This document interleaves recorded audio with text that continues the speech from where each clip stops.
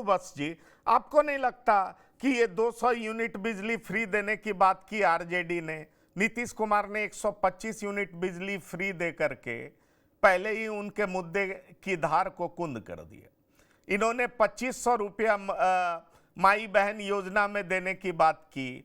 नीतीश कुमार ने जीविका दीदी और अन्य तरीके से पैसे बढ़ा करके उनकी धार को कुंद कर दिया। तीसरा सवाल मैं आपसे करना चाहूंगा कि जिस तरीके से 10 लाख रोजगार, 10 लाख नौकरी और 39 लाख लोगों को रोजगार देने का दावा जो नीतीश कुमार की सरकार कर रही है और लगातार वैकेंसीज निकल रही हैं बिहार में, यह हकीकत है। बिहार की सरकार शायद उस तरह का मार्केटिंग नहीं कर पाती है जिस तरीके से और सरकारें करती हैं। क्या आपको लग रहा है कि मैं आ रहा हूं आप लोग के, जरा एक बार पॉलिटिकल एनालिस्ट भी हैं, उनसे बात कर लेते हैं, आ रहा हूं, बहुत समय दूंगा, आप लोग सब बोलिएगा। मैं राम बंदोबस्त जी आपसे यह पूछना चाहता हूं कि अगर इन सारे कवायद के बावजूद अगर नीतीश कुमार को राइट ऑफ करने की फिर से बात चल रही है, तो क्या आपको लगता है कि यह उसी तरीके से गलत साबित होगा जैसे लोकसभा में गलत साबित हुआ है? कुमार का जो ग्राफ है, उनके कल्याणकारी योजनाओं की जिस तरीके से कुछ महीनों के अंदर उन्होंने निर्णय लिया है और उन्होंने जो रोजगार का वादा किया है, इससे उनके ग्राफ में बढ़ोतरी हुई है। निश्चित रूप से उनकी लोकप्रियता बढ़ी है। देखिए, नीतीश कुमार को लेकर के पिछले 4-5-6 महीनों में एक जो चर्चा में आती थी, उनके तबीयत को लेकर के जो बातें चलती थी, उस पे भी एक विराम लग गया है।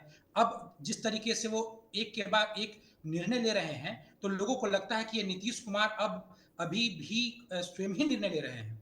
जैसा कि मीडिया में भी और अक्सर विपक्षी पार्टी भी आरोप लगाती थी और इस चीज की अटकलबाजी मीडिया में होती थी कि क्या नीतीश कुमार खुद सरकार चला रहे हैं, स्वयं निर्णय ले रहे हैं या नहीं। तो इस चीज पे लगाम लगा है और ऐसा लगाम लगना मुझे लगता है कि नीतीश कुमार के लिए या खासकर जदयू के लिए एक अच्छी उपलब्धि है, बड़ी उपलब्धि है, क्योंकि इसका एक मैसेज जनता में भी जा रहा था। जो उनका जो जनाधार है, अति पिछड़ा समाज हो, लोकुश समाज हो, उनको लग रहा था कि मेरे नेता वास्तव में सक्रिय हैं या नहीं। तो वो हाल के दिनों में जिस तरीके से निर्णय ले रहे हैं और उस निर्णय का प्रभाव गरीब तबका पर और खासकर बिहार के जो लोअर मिडिल क्लास है, वो भी बड़े पैमाने पर लाभान्वित हो रही है। तो नीतीश कुमार की लोकप्रियता में एक उछाल आया है जो आज से 4-5-6 महीने पहले उनकी लोकप्रियता में गिरावट वाली स्थिति थी। तो ये लाभ वाली बात है। अब जहां तक जो जिस सर्वे की आप बात कर रहे थे, इसमें एक बात समझने वाली है कि इसमें एनडीए के 3 उम्मीदवारों को सीएम के रूप में देखा गया है और सवाल पूछा गया है, जिसमें बीजेपी के भी सम्राट चौधरी हैं, चिराग पासवान भी हैं और उधर महागठबंधन में सीएम के रूप में केवल तेजस्वी यादव को लेकर के ही सवाल पूछा गया है। तो इसलिए भी ये जो, मैं ये नहीं कह रहा कि सर्वे गलत है, लेकिन इसके आंकड़ों में जो अंतर, अगर तेजस्वी बनाम नीतीश कुमार को देख रहे हैं, तो उसका एक कारण यह भी हो सकता है कि इसमें मुख्यमंत्री के रूप में एनडीए से 3 दावेदार बताए गए हैं। लेकिन मुझे लगता है कि ये जो वक्त है वो बीजेपी के लिए सावधानी का है कि नीतीश कुमार के चेहरे के साथ, नीतीश कुमार के लोकप्रियता के साथ कुछ भी वो छेड़छाड़ न करें, क्योंकि बहुत ही संवेदनशील है ये चुनाव। देखिए, जो अति पिछड़ी जाति है, उसमें ये मैसेज पिछले कुछ महीनों तक थी कि कहीं बीजेपी नीतीश कुमार को अपने या जदयू को अपने ग्रैपिंग में ले तो नहीं ली है, जदयू का निर्णय कौन ले रहा है। तो इन सभी बातों पे नीतीश कुमार ने लगाम लगाई है अपने निर्णयों के द्वारा। अब अगर ऐसा लगेगा कि नीतीश कुमार को बीजेपी ही लांघना चाहती है, तो इसका एक नकारात्मक प्रभाव जाएगा। और जब भी चुनाव हुआ है, ये बात बिल्कुल सही है कि नीतीश कुमार का निर्णय बहुत ठोस तरीके से आया है।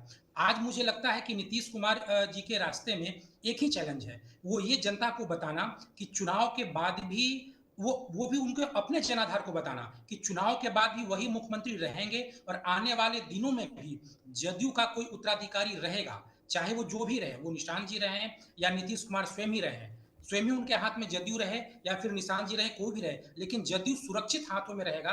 अगर ये मैसेज वो चुनाव के पूर्व, मतदान के पूर्व अगर वो जनता में फैलाने में सफल हो गए, तो मुझे लगता है कि नीतीश कुमार जी का जलवा पुराने चुनाव की तरह रहेगा ही रहेगा। इसमें नहीं, वो सारी बातें ठीक है, आप कह रहे हैं।